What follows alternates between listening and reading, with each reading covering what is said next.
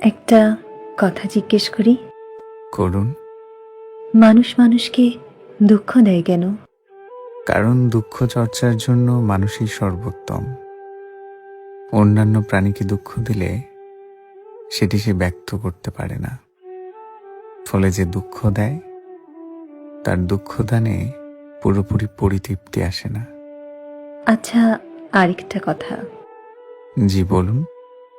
দুঃখ দেবার আগে মানুষ কাছাকাছি আসে কেন?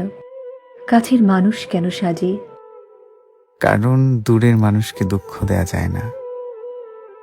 আপনি নিশ্চয়ই কোথাও কৃষি কাজ করতে দেখেছেন। যে কোনো চাষাবাদের পূর্বে চাষের জমিকে উপযোগী করে তুলতে হয়। বিভিন্ন সার প্রয়োগের মাধ্যমে জমির উর্বরতা বাড়াতে হয়, অন্যথায় আশানুরূপ ফলন পাওয়া যায় না।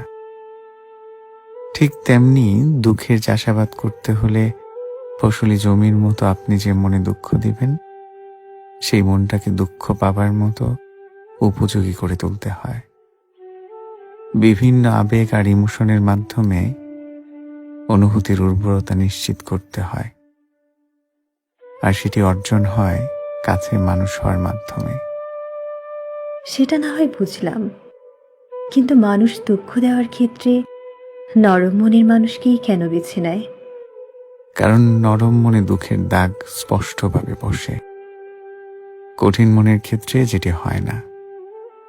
এই জন্য দুঃখ দেওয়ার ক্ষেত্রে মানুষ নরম মনের মানুষদের বেছে নেয়।